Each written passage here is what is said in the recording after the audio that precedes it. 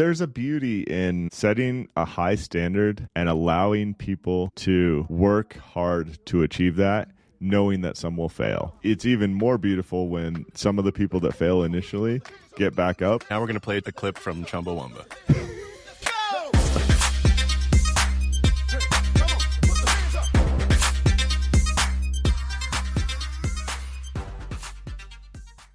This podcast contains the arguably witty banter of two friends, Skippy and Doogles, that like to debate about investing. The content is intended to be entertaining and for informational purposes only, not investment advice. You should do your own research and consult a financial professional before using any of the information in this podcast, and especially before investing. This episode is bursting from the seams. This is going to be the funniest episode in at least 3 weeks. There is just a plethora, as they call it, of little hot topics, hot pockets even, on this episode that we're going to touch on. There's like Costco gambling, Darth Vader's involved. There's all sorts of things that are happening here. The meatiest topic that we have is David Sinra did an interview with Travis Kalanick this past week, and it is solid. It gives quite a glimpse into Travis's brain. Now, I'm going to go ahead and say this out loud right quick. You can't believe everything this magician has to say. Oh, whatever. We're going to talk about this. I'm going to say some things about Travis that I haven't said about anyone else ever. I love you, man. Stay tuned to find out if they're good or bad, because it could go either way. Exactly. As always, skippydoogles@gmail.com. That's where you can send us listener mail. We enjoy getting it. And I think we should just hop right in.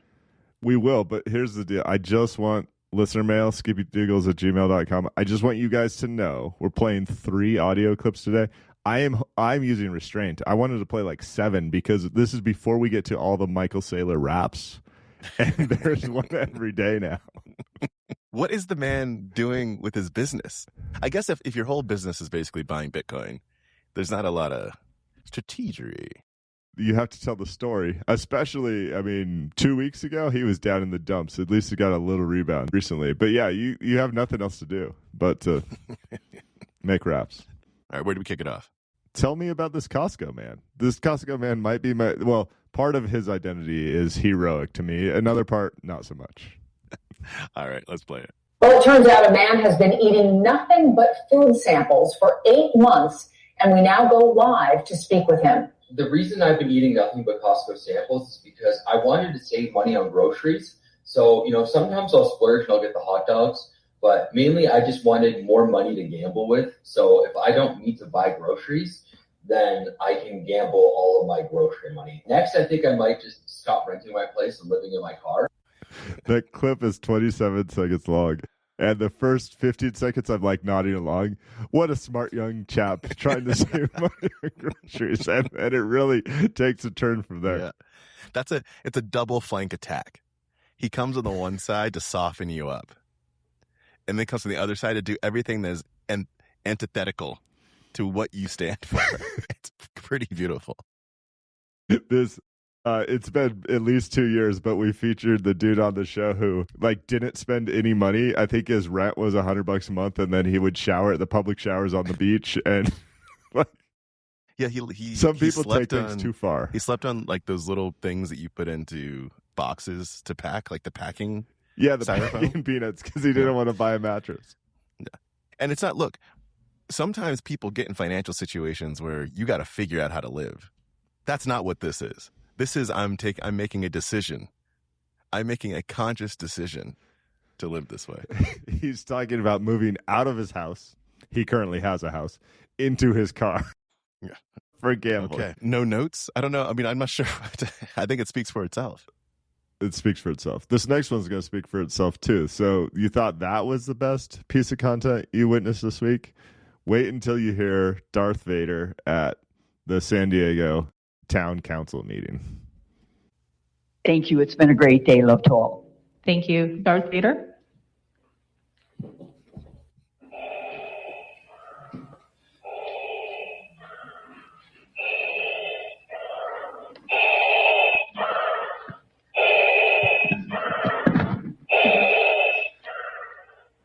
The Emperor is a fan of Flock And we must continue utilizing flock technologies so that we can follow and surveil the rebel scum as they move from playground to playground, from playground to pool, from pool to gymnasium, because we all know that the flock cameras are not only following the license plate readers, they are following children. They are following children in parks and gymnasiums, and we need this. I need this so I can stalk my ex-girlfriend. Thank you. So here's my take initially. So first of all, the amount of time they allowed him to breathe, just breathe, was amazing, and called out his name straight faced. But really, what hit me was this: you ever watch those like C-SPAN or whatever it might be when they're doing when Congress is talking, like they're debating something in Congress. I'm sure not nearly as much as you, but yes. And someone will come out and say, "I think this war in Iran." They go, "Da-da-da-da-da. We don't have time to talk about the war in Iran." They shut them down like so quickly in those conversations. And the San Diego City Council seems to be pretty gracious with its time. Like if Darth Vader is on the docket, they will call up Darth Vader. They would need to know what Darth Vader has to say. You haven't done much with local politics because that's how it works. But this is actually, there's two relevant points here. Besides that being the funniest thing on earth, that is a master lesson in grabbing someone's attention. That's true. In making a point in a roundabout way that actually makes it more clear. And for those who aren't familiar, flock cameras are everywhere these days and creating there's finally a lot of pushback.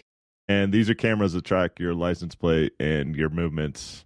And I think at this point, the majority of large municipalities in the United States, right? So there's been a pushback.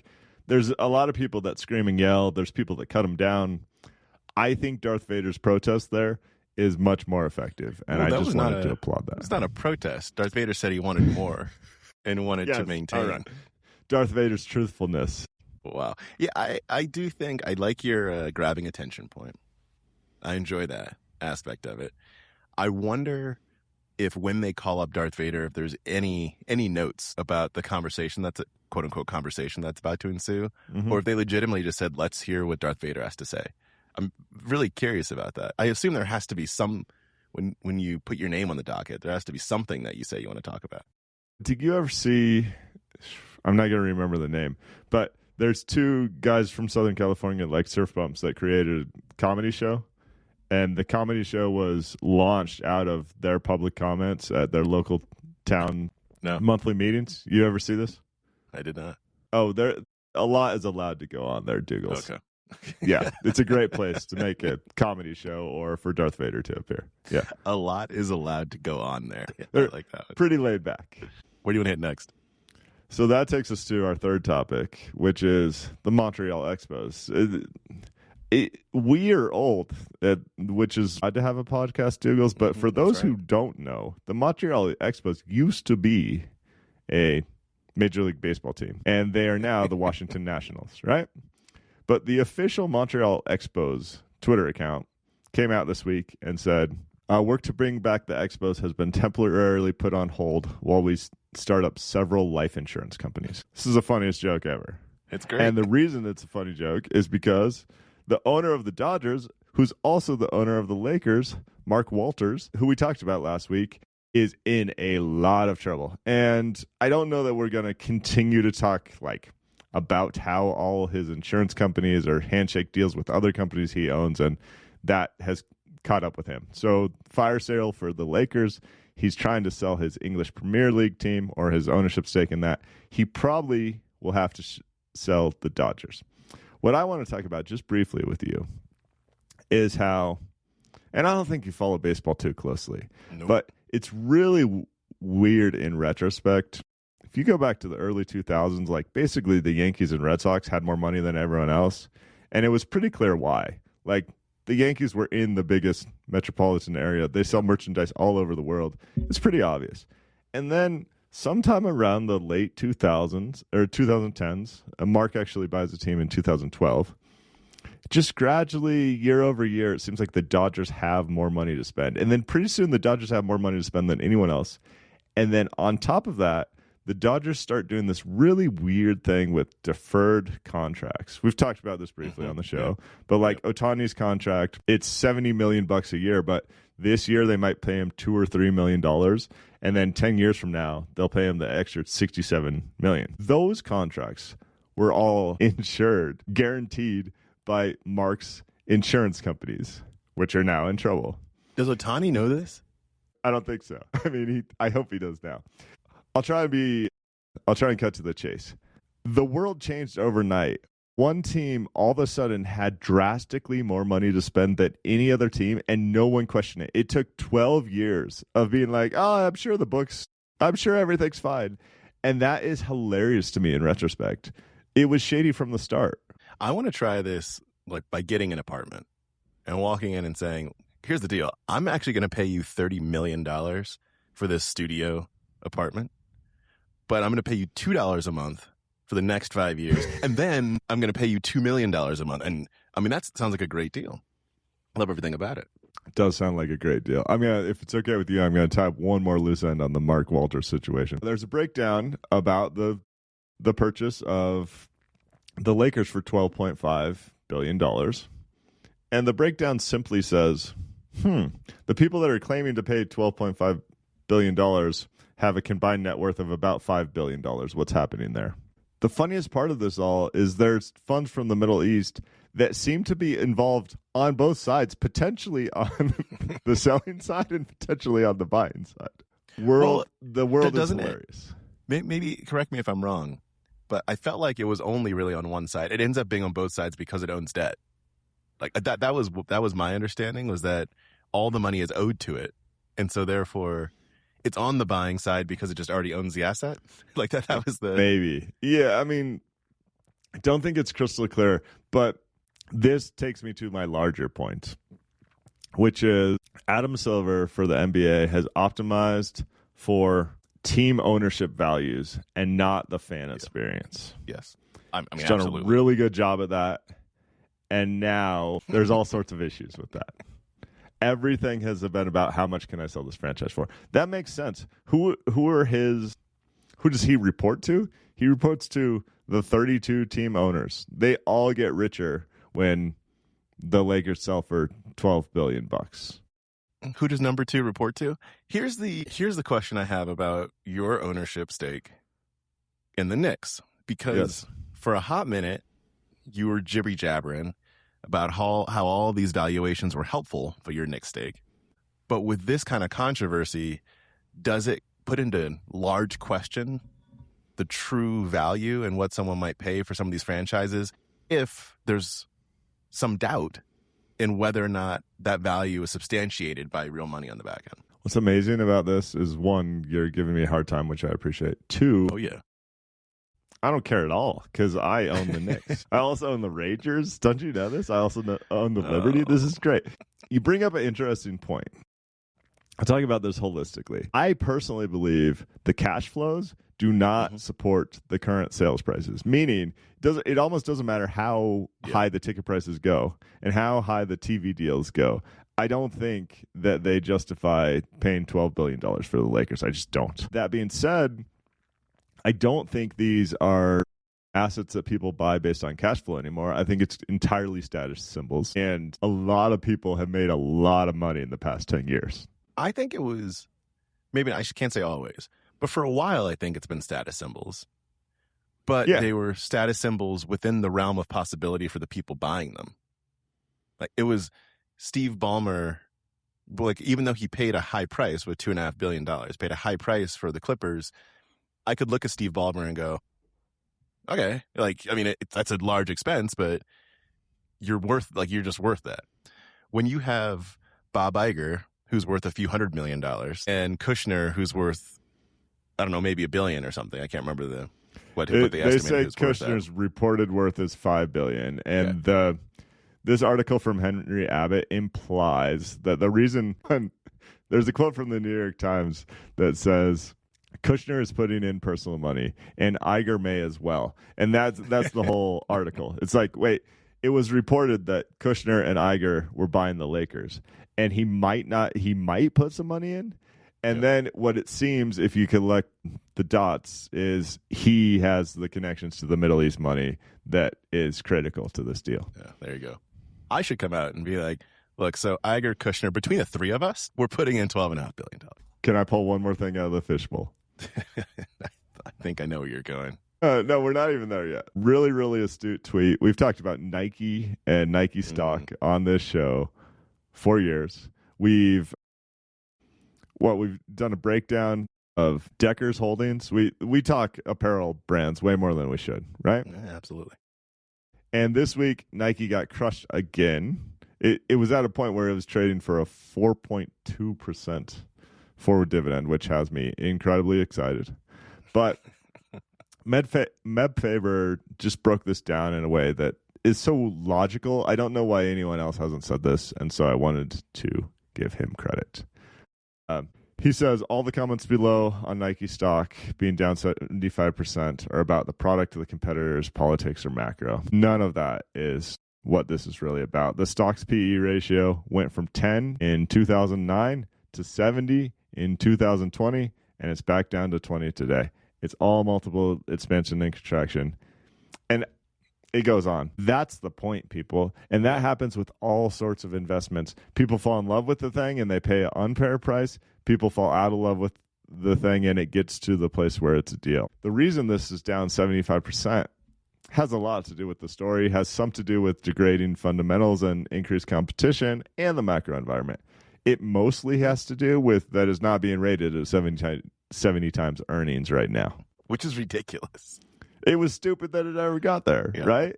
And but the anchoring that happens in the human brain when, from at a glance, the stock peaked at $180 a share. Well, now it's at $40 a share.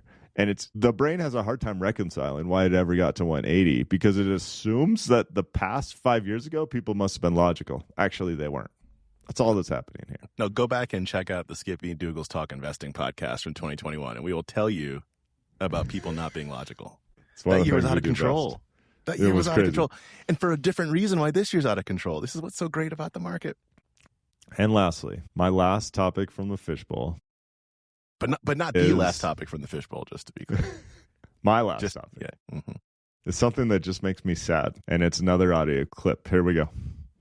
The University of Michigan will drop grades for first semester freshmen next fall in an effort to curb what they're calling a mental health crisis. Instead of a letter grade, first semester transcripts will show pass or no credit. Professors will still assign grades internally to track eligibility for scholarships and academic awards, but they won't affect GPAs or appear on student transcripts. The university said the program is designed to help students acclimate to the demands of college. It applies to students in the College of Literature, Science, and the Arts, which accounts for roughly half of the 8,000 freshmen. Michigan isn't the first to implement this system. MIT and Caltech have similar programs. The shift comes while U.S. colleges wrestle with grade inflation and the need for remedial instruction for freshmen who aren't prepared for college-level classes. One former Michigan professor said he didn't think the policy would make much of a difference because grade inflation had made grades largely irrelevant. Students have applauded the new policy, saying that mental health is closely tied to academic stress and anxiety among students. What are we doing? This seems highly unrelated, I think, on first take, but this makes me think about Sam Altman's create a podcast for your kids thing. Because here's the reason. Because I feel like both come down to just talk to your children, raise your children. Like, I don't want to put all of this just on parents, but it seems like a lot of this has to do with before you get to college, not knowing that like trying hard and failing is an okay thing, or like it seems like, and again, maybe not all parents. It's not all about just the parents. It's about society. It's a lot bigger. But that's kind of the comfort crisis comes back into mind, which we've talked about too many times. It feels like right now, and I'm like, just come on, it's Michigan. This is not. It might even be very different for me if it was a school where it was quite easy to get into and like the point of the school was to ease you into school. This is Michigan. Well, I mean, they claim that Caltech was on that list of a place MIT that has this policy. Like, so there's a beauty in setting a high standard and allowing people to work hard to achieve that, knowing that some will fail. And then it's even more beautiful when some of the people that fail initially get back up and succeed eventually. And now we're going to play a clip from Chumbawamba. Stop. Like why? A place like Michigan or a place like Caltech that will tell you how great they are as an academic institution will prove it already. Then I work through the clip. I work through the reporting from the Wall Street Journal there. Mm-hmm. Yep. And I go, okay, I think I can live with this. Until at the very end, a professor says, I don't think this will make any difference because grade inflation already makes these largely irrelevant. What are you doing? Like, people want to go to these places to be challenged. But that's what I thought. Well, apparently not. Yeah, that's what I thought too. It seems so, like, first, so to that point, I'm exaggerating a little bit here, but to that point, it seems like first you say, okay, everyone gets an A. We're going to try that. Mm-hmm. Wait, an A isn't enough? Okay, well then no grade? Like, how is that the cycle that we end up going through here? There's a problem even with when they explain how the non-grades will be handed out. It's a pass, or what they say, it's a pass or not a grade. It's like not a fail. They can't even say, if they move to pass fail, they can't even say like pass fail. It's you did good or we're not going to talk about this anymore. Yes, come on. Exactly. It's so mind-numbing to me. And here's how I think it is related to the current stock market. And the current being past few years. Things have been easy, maybe past 15 years in the world of ZIRP, right? Zero interest rate policy. In the world of that, there's so much that has been easy. We've discussed this before. Other people have discussed this.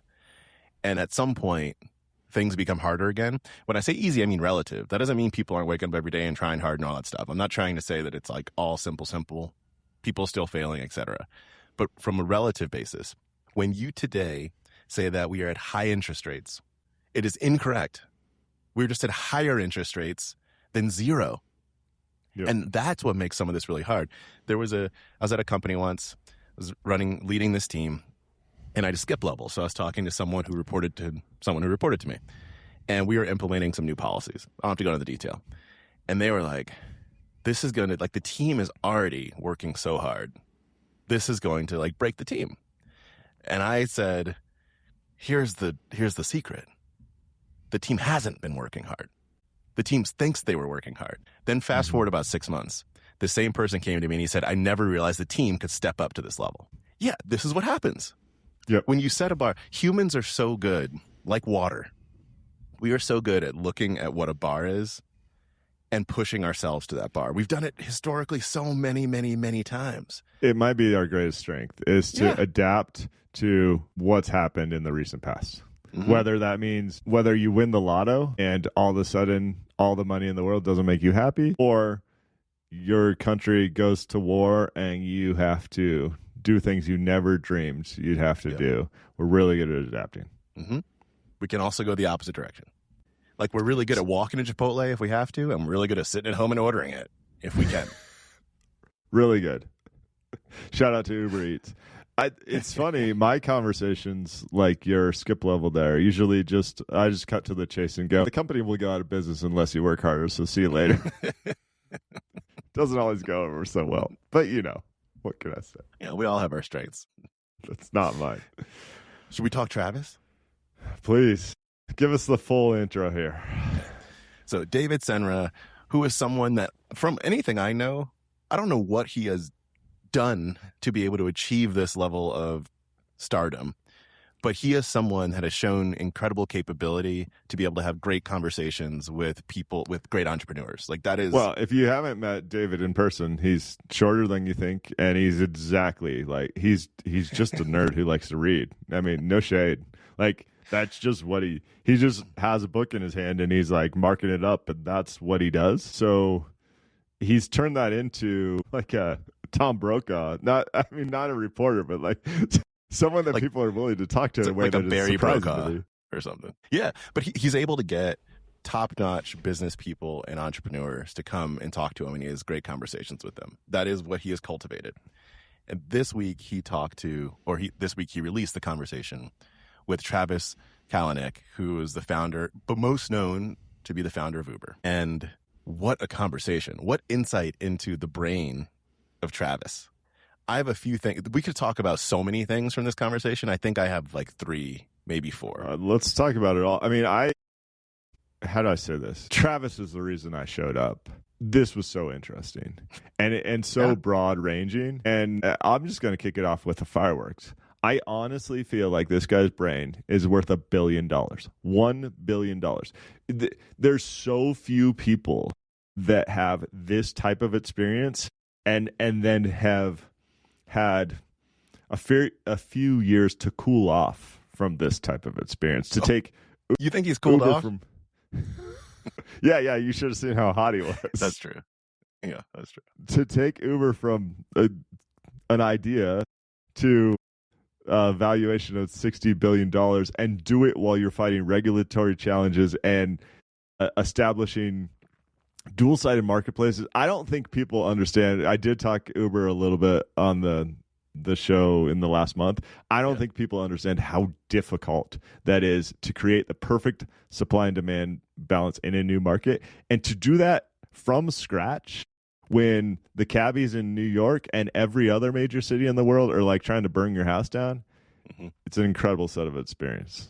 So before we get to the meat of the conversation, what you made me think about was one of my favorite moments from the talk was when David brings up the idea of Travis competing with his former self, like the person, the younger, early 30s Travis that started Uber. And the level of excitement that came, I was watching the video, the level of excitement that came on Travis's face was like, bring it on. I would crush that guy. Yes. And he said, so there are many things that my younger self could do. Like you could work all night, every day. You could fly red eye. Like he didn't bring all this up specifically, but he was like, there's so many things he could do. But I could do what I could do then in a third of the time. Yep. And he specifically said, and that's before I touch Claude. I was like, woo. Well, and don't you feel that way personally? I mean, yeah. I feel like I'd run circles around my younger self in a business sense. Yeah. I would Not sit in for a actual while and running watch because it'd be kind of funny. Like I'd be like, oh, why are you doing that? Oh, okay. Well, yeah, try that for 4 or 5 weeks. And then, I'll be back. Have fun with that learning experience, younger self. All right.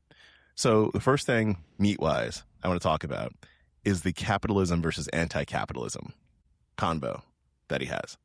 The way he sets this up is he says that there are times when people push back on the idea of capitalism, and they tactically point to things and say, I hate capitalism, and this is the reason why I hate capitalism. His point was, what they're usually looking at is not capitalism. It's anti-capitalism. I'm going to read a few direct quotes. So it's super interesting because you go, okay, well, in this case, Uber was the symbol of hyper-capitalism in many ways. Like it was embracing all the values and principles of capitalism. But it started with the most important, which is an individual has the right to choose between different suppliers of a good or service. Okay. Pause there. Now when he goes to his definition of anti-capitalism, he says, so the question is, what's anti-capitalism? Anti-capitalism is the constraint on people being able to start a business or have a vocation that they choose, and or individuals not having the right to choose which service or product that they buy. At the core, that's what it is. Now people get confused. Sometimes they think something is capitalism. That is not.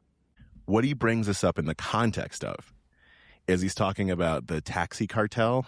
Those are his words. And he says, you can look at the taxi system and say it's part of this capital society. That's capitalism. But it's fully backed and funded by, in his words, legal corruption. Mm-hmm. So if you are just subsidizing via regulation this entire market and taking all the competition out of it, he says that is anti-capitalism. Whereas capitalism is go for it. Like, get after it. Anybody can compete with me, and I will win because I am better, because I am more efficient.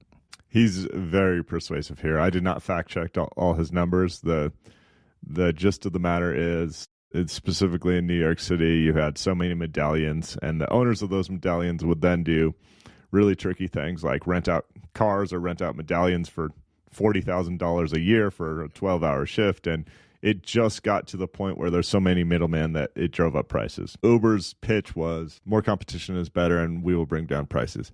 What I did not know today is now it appears that New York City is turning Uber into cab drivers with additional regulation and limiting the number of total Ubers that can be on the network at any given time, which drives up prices. Like, why can't people, again, I think he's incredibly persuasive. I'm sure there's other sides to this debate, but it's just like, goodness, people, this seems like the answer here is pretty simple. More competition is better.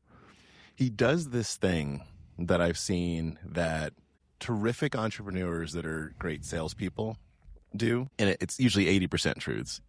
But he does this thing and there are times where he is very specific and on the money with numbers, formulas, things like that. Yeah. And so it then raises this guy knows what he's talking about. And then other times he says, it was, I don't know, 2013, 2014, like something that he knows. Like he knows he knows it was September 12th of 2013. He knows it. But like sometimes you lean in with the hard, most of the time, you lean in with the hard fact, the number, the precision. And then other times you act aloof. It is an incredible, if you can steer that correctly, an incredible tactic that I've seen many people do. Maybe it wasn't a tactic for him. Maybe it was all real. It was a tactic.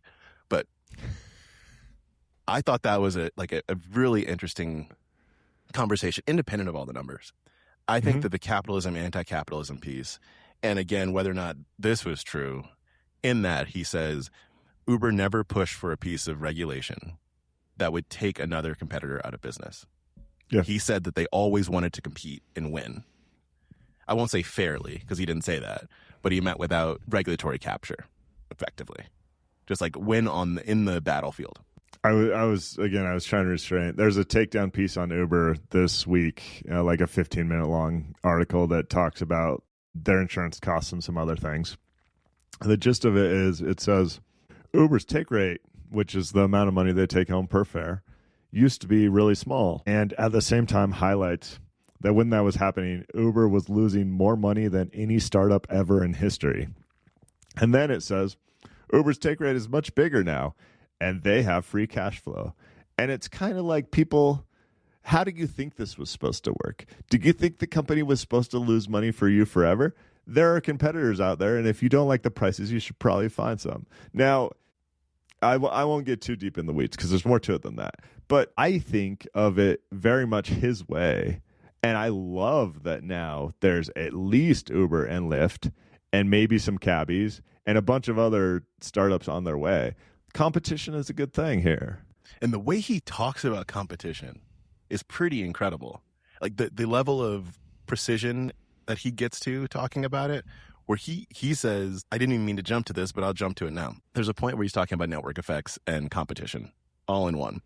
And the high level of what he states is that he believes that the most efficient organization, he wants to have that organization, and he wants that organization to win. And so he discusses having a small competitor. And he says when there's a small competitor, they have an advantage. They can come and they can start undercutting you in price. They have so little to lose. Mm-hmm. Said what a larger company, a mistake they can make is you start fighting that immediately. Says no, because their numbers are so small, they can actually, they can lose, if they lose $2 a ride and we're losing $2 a ride, our $2 a ride is a much bigger figure. Yeah, because we might be doing it 100 times our rides. Exactly. The way he talks about this specific supply-demand equation and the competitor balance within a new market was just brilliant. Brilliant. And how much he understands. Then he talks about some of the levers that you can and can't pull to crush that competitor, to allow that competitor to get to a point where they think they've made it, and then you crush them. Oh my goodness, $1 billion brand, I'm telling you. It is. And on that point, one of the levers I'll say not to pull is on the point of let the person run the loss leader until they get to a certain size and they start to feel the weight. Because now they start to feel you're at least a similar weight to what you feel. And that's the point where first he says you can figure out whether or not you actually are more efficient. Do you have the better business? So you don't know if you have the better business till they get to a certain size. And then you can start to see what your price levers do or don't do, but you can't tell when they're small. It's really, really difficult. I love that point that he brings up. On the other lever, says, now this is how, if you're the little guy, you're going to reverse it. Says, well, there are ways to reverse it. So, for instance, the other way, where there's this asymmetric, where there's something asymmetric going the other way, is recruiting drivers. So, for instance, I could give subsidies to drivers if I'm a big guy. I can give subsidies to drivers that are like $1,000 if you join Uber and, you do 100 trips in that first week. I could suck up that supply. The only way they're going to be able to keep those drivers is they're going to have to subsidize across all their drivers, even though I just took a small number of them. So I'm going to suck up all their drivers unless they defend their driver base. And that's a complete reverse, because the big player, in this case Uber in the market, might only have to go spend $100K, right, to get 100 drivers out of this market. Those 100 drivers would be so meaningful to the young upstart ride-sharing service. And so Uber spills a few pennies on the ground and completely takes all the supply out of rideshare. This obviously gets more interesting when you have cars that don't need drivers, because that's one less lever you can pull. But there's other costs at play here. It just, I loved that part of the conversation. And to the point that you brought up earlier, when you do it is important. You wait until they get to a point where they're feeling the weight of the costs, so they're more fragile, and then you take out their supply. It's art of war, man. Art of war. It is. And I don't want to be repetitive here, but this is where I think his experience is so neat. No one else has run, this sounds like a bad thing, no one else has run the company losing more money than anyone ever in the startup realm. I forget exactly how that's phrased, but right? No one else. Situational awareness has. They lost more in 1 month. The point is, they were taking so many of these bets. They were fighting so many of these wars all over the world, in London, and New York, and Tokyo, all at the same time. Yeah. Because it was clear if you made it to the other side, how valuable the network would be. And I know he's not the CEO now, but the fact that they actually make money now, there were times where I was convinced Uber would never actually make money, because I'd never seen them make money. Yep. But they rode through to the other side. And no one else has that much real life battle experience, is what I'm trying to say. Yep. Or very few. Can I talk about China? Sure. And one specific part. He goes on about their experience in China for a little while. It's interesting. You have to watch the whole thing or listen to the whole thing to get that. But I just want to talk about one part. He says he shows up. They're trying to get into China. He shows up and he's talking to one of the ministers, a high up minister. And this is a point where you reminded me of this, because they're battling in all these different cities. And it's a point where there are headlines about, in Paris, people lighting cars on fire, for example. So he walks in, says the Chinese minister throws down newspapers. He said, physical newspapers. They throw down these newspapers with headlines of pictures of people burning cars. And the minister says, we can't do that. We can't have that kind of unrest here. Won't have it. Zero. Then he walks through his response. This is what Travis says he said. And I said, but this is all Western democracies. And I'm like, in Western democracy, it's a popularity contest. And what that means is that the politician succeeds by being popular. He doesn't succeed when progress comes. In a democracy, when there's a threat of disruption or instability, it's the only time you'll get progress. Okay. Pause. We're here in China, and it's totally different. He goes, what do you mean? And I'm like, well, the only time I'm able to get progress in China is when stability is in harmony with progress. You will only get progress when it's in harmony with stability. And that was very Chinese, and totally different. I'm like, if there was ever any hint of instability that we were to bring to China, we would be shut down immediately. But as long as we create a foundation of stability, progress is super welcome. Progress must be in harmony with stability. He just told the man how his own country operates. He took a trip to the temple, and so impressive. As you mentioned earlier, this is his telling of his story that I'm sure has been polished over the years. Seems like a nice way to diffuse that situation. It is. And then China happened. So let me give you my own. This is not I never actually went to battle in China, but I was running an international market entry for a company, and China, it's a big market. And so we were looking to get to China. So I hop on the phone with the person who runs China for McKinsey, so I could get an understanding of how competition works, what the thoughts were. So he gives me the breakdown of how to enter into China, etc. And then at some point, after like 20 minutes, he goes, but don't do any of that. I went, oh, well, what do you mean? He says, well, I'm going to let you know what's going to happen. Once you do that and you're in, here's what's going to happen. Yeah. You're going to partner with someone, like I told you. One of the ways to get in is you partner with somebody. And then after, I don't know, maybe a couple of years, they steal your IP and they just do it on their own. He goes, or you get with the Chinese government and they give you, without a partner, this is rare, but they give you the right to come in. Then the government, after 2 years, steals your IP and they run it on their own. Says, or somehow you just fight through all of it and you start running Renegade and you go through it, and he goes, then they kill you, steal your IP, and then start running it on your own. It's like, oh, well, that's super fascinating. So what happens to Uber? They start crushing their competition. Didi. They do pretty crushing well. them. They start crushing them. Then the Chinese government subsidizes Didi to the utmost, stole their IP, and then, well, I think Uber China got bought by Didi in the end, technically, probably basically for assets. Yep. So, yeah, he got in the Let door. Everyone save face. There's I might call it like a management technique, but there's a really creative idea that is so obvious, but I've never heard anyone talk about this. He talks about when starting an organization and leading a chaotic organization. There's two things that really matter.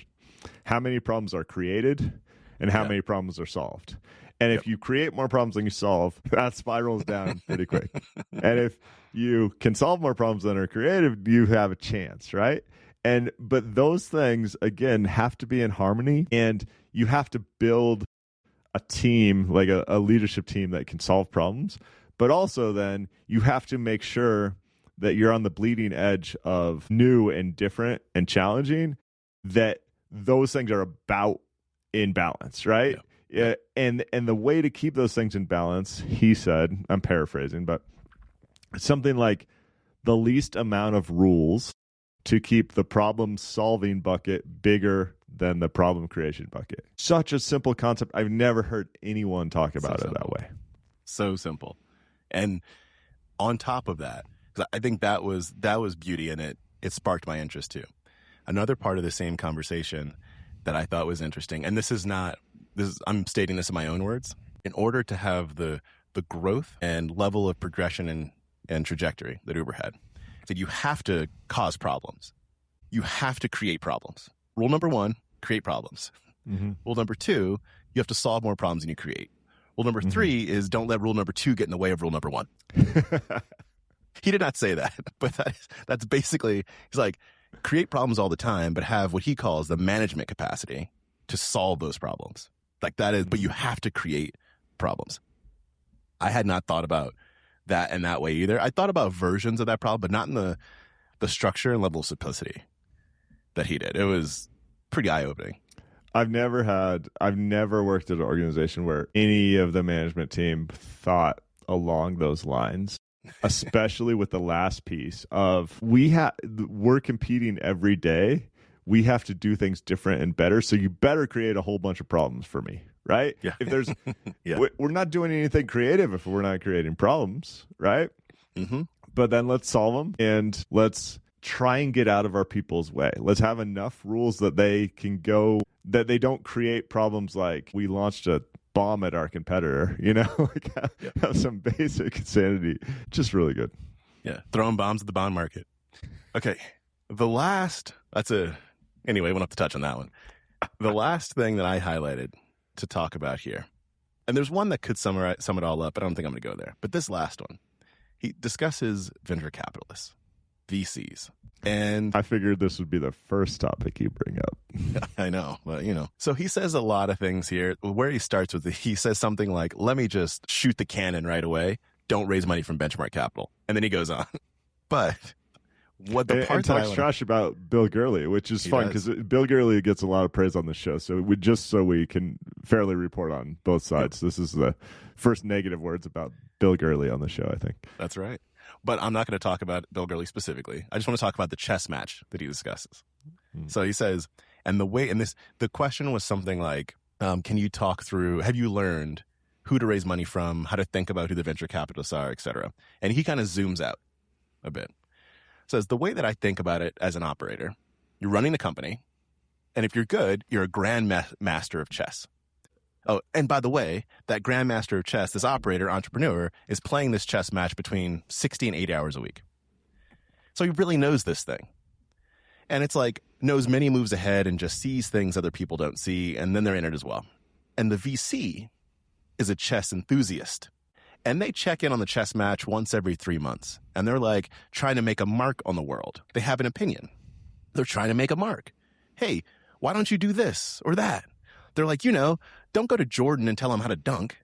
And definitely don't go to him and tell him how to dribble. But it's hard because everybody has an opinion. And you believe whatever you believe. You really believe it. This to me, one, I was like, I laughed. And the second thing was, we talk about this on the show, where in the cases where you're talking to one of the best, there's certain things like practices you can follow, and in other cases maybe you can't. The fact that he says VCs are to me like people are to Jordan says everything you need to know. First of all, because there are people where maybe the VC has seen they can pattern match, like a great VC. They pattern match, they can bring you things to think about, etc. That's really helpful for a lot of folks. Travis is like, I'm playing grandmaster chess over here. Like whatever you're trying to do is cute. That's a very different You don't level. even understand the art of war I have going on in 30 markets simultaneously right now. Like there's no possible way you could. The Jordan, just the fact that he name dropped Jordan is telling. But let's not even call him Jordan. Let's call him like James Worthy or somebody, like Hall of Fame type founder, right? Yeah, the whole rest of the conversation, I'm sure you're going to talk fundraising, nuggets of wisdom, incredible nuggets of wisdom. They only work if you're a Hall of Fame founder. They do not work for your Joe Smo on the street that is like delighted to get $10 million from whatever venture capitalist will write them the check. And not going to be playing the art of war in 30 markets at a time and have no clue about all these things. Like, he speaks as if, in the fundraising piece, he's like, everyone does this wrong. You should have 20 VCs competing to give you checks at any given time, and you should draw the demand curve. And it's like, most people get 0 checks. Most people are lucky to get 1 check. Yeah. They don't have the entire VC community beating down their door like you do. It's really telling. It's very, very telling. And he would probably, I don't know this for sure, but I would suspect that if we were having this conversation with him, that he would say, well, if you can't get all the VCs knocking at your door, then why are you starting this company? Yeah. Well, and listen, Travis, give me a call because I'd like to write you a check. Because what are you going to do? I don't care. We haven't even talked about his new company. I expect it to crush. I just do. I still heard him talk about it. Still don't know exactly what they do, but I know why they do it. And I know they're going to succeed in doing it. It's like WeWork vibes because the Adam Newman has a new company that I don't understand at all, but I expect it to actually be a success. I don't. Adam Newman's different. Give me 2 minutes at the end of the show to talk about Adams. For him, I'm like, anything you touch will fail. Like that's the feeling I get with Adam Newman. It's a different beast. Me too. It's a different beast. Travis's latest company that he just raised money for is called Adams. We've highlighted 3 talking points that are incredibly simple that I was like, why did no one else ever say it that way? The pitch here is AI is good, robots are good. This is like artificial intelligence and robots for the physical world. And it's that we want to pick industry by industry and not create a humanoid, because humans are designed in a weird way. Humans are designed to be versatile, right? We can fold the laundry, we can cut down a tree, we can move the box, we can do all these things. His pitch is simply, I'm going to find the one thing that we want to do, and then we're going to build the robot that's just made to be incredibly efficient at that one thing. We're not going to try and make it a human. And his example is flipping pancakes, right? He's like, we can make a robot that can flip pancakes and maybe fold the laundry. It's going to be bad at both those things. If I have a restaurant that needs to make 1,000 pancakes every 10 minutes, I'm going to design a robot. It's not going to have head and shoulders and legs. It's going to be a pancake flipping robot That thing is going to have 100x the productivity at that one task that a human could have. I'll figure out how to make that vertical work. I'll go make money there. When I conquer that vertical, I'll figure out the next vertical. I'm sure there's 1,000 of these pitches going around today, but it's just like, of course, yes, that is better. Well, you say, I don't know why other people haven't said it this simply. I think Travis is one of the few people that could. Like, even Travis 20 years ago couldn't do this. Like, this is not actually his pitch. His pitch is, sure, quite more detailed, et cetera, than this. But his pitch is like land. Everything comes off of land. I conquer land. I conquer everything. That's not far from his pitch, actually. 20 years ago, when he was struggling to like make any money on, this is pre-Uber, to make any money on his startup, he could not have walked into a VC and said that. There aren't a lot of people like he, Elon, Sam, right? Like there aren't a lot of people that could like walk in and say something like that. Well, I can't wait to buy a robot. Many types of robots. I'm excited about it. Yeah. Maybe I will actually, to close it out. He talks about this QED, quod erat demonstrandum. It's Latin. It means that which was to be demonstrated. He talks about QED in his fundraising. He says the way to fundraise, not process-wise, but in the pitch, the way to give the pitch is that you have this story and you weave data through the story. You don't have data and then have data tell the story. You don't have a story that's just by itself all qualitative and all highfalutin. You have this story, you weave the data in it so that by the end, the solution is inevitable. And that's what he means by that which has been demonstrated. He goes, by the end, the VC can say what your solution is. Like it's so obvious. Kind of like what you were talking about, the robots. It's like by the end of that conversation with someone, they go, yeah, you just build a pancake flipping robot and then just do it just for that industry. Like he can tell that story using data so that's so obvious. Same thing when he talks about even in this talk, it's not even a pitch, about the taxi cartel. Like when you tell the story with the data and the way he does, you go, obviously it's not going to work. Like obviously you should just give people iPhones and have them drive them around. Like that QED fundraising element, I think, was also a hot topic in here. Yeah, it was an enjoyable hour and 45 minutes. If you guys get a chance and are interested, check that out.